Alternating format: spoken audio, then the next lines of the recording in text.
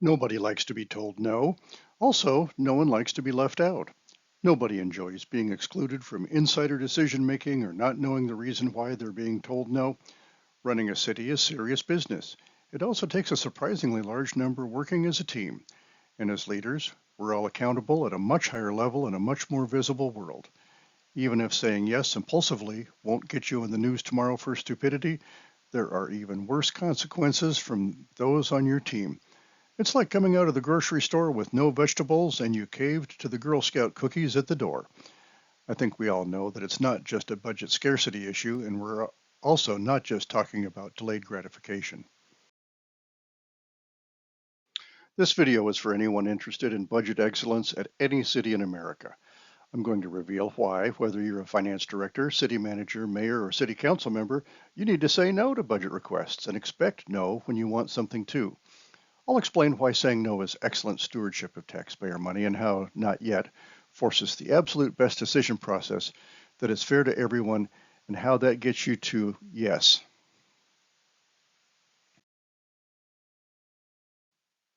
Everyone wants to come to the CFO hoping they have extra money and they can have it.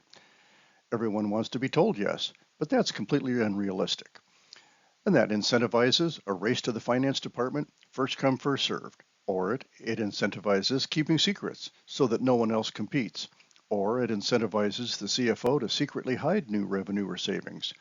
Or it incentivizes everyone to compete against each other to come up with the most urgent and most compelling reasons why they have the most important need. Except that's the wrong scale, the wrong criteria, not the only factor. And there is no process for taxpayers whose money we're talking about to weigh in on what their top priority is. Now, if you're a parent, maybe you've already learned this lesson the hard way, especially if you have more than one child. As parents, we've all learned that by saying no first, maybe we can figure out a way to make yes happen, but we need time to check the budget or the calendar or check with our spouse or other children to see if we're being played. The compassion here is simple. By saying no, you've underpromised and left room to overdeliver. If you end up changing your mind to yes, no one will ever complain about it.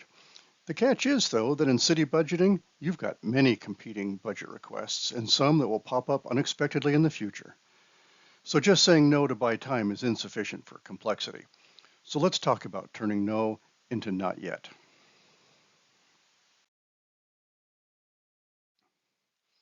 Here's what this video is about. Money will fix every problem in a city, but there's not enough money. And prioritizing is hard. In city budgeting, it's a 4D chess game.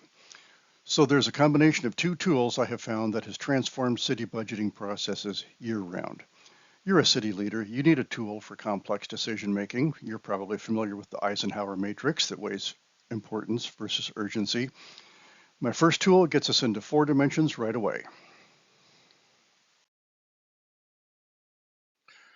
Start by evaluating budget requests with the Eisenhower matrix that weighs importance versus urgency.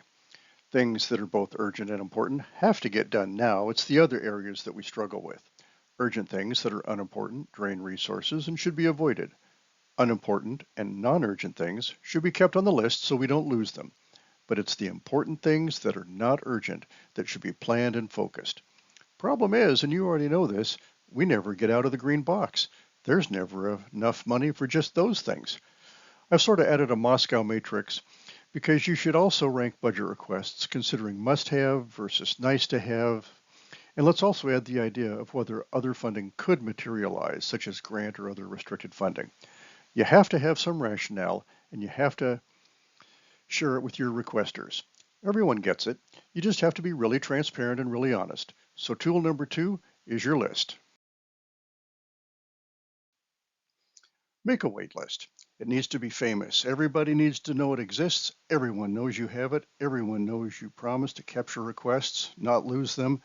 The leadership team sees the big picture through the list. This is important because it is critical that you don't have department heads competing against each other. Your mantra needs to be, we don't do you against me here. We do you and me against the problem. What is the problem? Not enough money to do everything.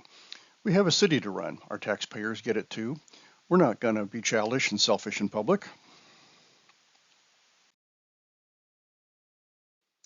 So now you have two tools, a wait list and a system for prioritizing.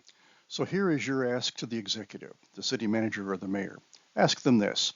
When requests come from city council or the community, please use finance as the bad guy and tell them we have a waiting list. Promise the council and the community the same exact thing. We will hear you, your request is important, and it will not get lost. Mayor or city manager, I will serve you by being your scribe, your scorekeeper, and I will channel all requests back to you on the budget needs wait list.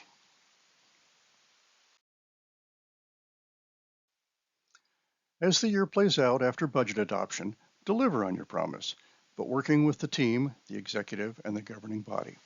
Continually ask for additions. Don't wait. Go on offense with your tools. Keep it transparent to the team. As long as everyone feels fairly treated, we can all handle disappointments. We all know there's not enough money to go around, but respect and fairness works. When you get new revenues or savings, I recommend greenlighting 50%. Don't spend it all on the first budget amendment. Everyone knows surprises happen.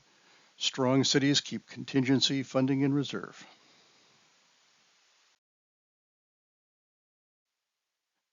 This video has been helpful to you. By saying no by default, but turning it into a not yet, you will make the best decisions, prioritizing the most important and urgent priorities when you make yes happen. I'd appreciate your comments to help guide my further attempts at creating useful videos. I truly believe that as public servants, when the people we serve thrive, we thrive. That means our businesses and our community, our taxpayers and homeowners, and inside City Hall, it means every city employee. In finance, we succeed only when those we serve succeed. Thanks for watching.